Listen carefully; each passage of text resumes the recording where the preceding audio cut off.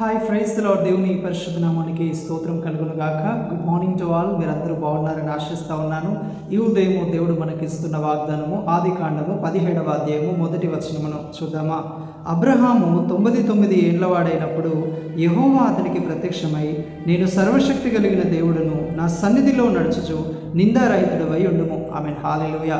చూడండి, దేవుడు అబ్రహాము 99 ఏళ్ళు వయస్సు ఉన్నప్పుడు ఆయనకు ప్రత్యక్షమై చెప్తూ ఉన్నాడంట. ఏంటంటే, నేను సర్వశక్తి కలిగిన దేవుడును కాబట్టి నా సన్నిధిలో నిందారహితుడిగా నువ్వు జీవించాలి అని దేవుడు సెలవిస్తూ ఉన్నాడు. ప్రియమైన దైవజనమా, అబ్రహాము దేవుడి మాట విన్నాడు, దేవుని మాటకు లోబడ్డాడు, ఆయన నీతిమంతుడిగా పరిశుద్ధుడిగా జీవించాడు, దేవుని మాటను తూచా తప్పకుండా పాటించాడు. ఆయన వెళ్ళిన చోటెల్లా తన గుడారాన్ని వేసుకోవడానికి ముందుగా దేవునికి బలిపీఠము కట్టి బలి అర్పించి స్తుతి ఆరాధనను చెల్లించాడు.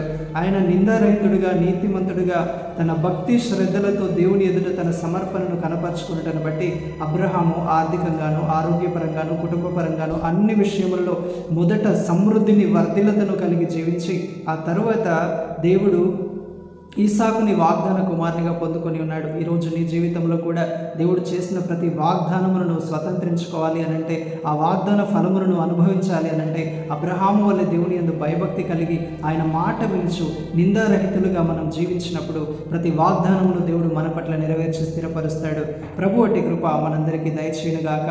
ఆమేన్. Praise the lord. May God bless you all.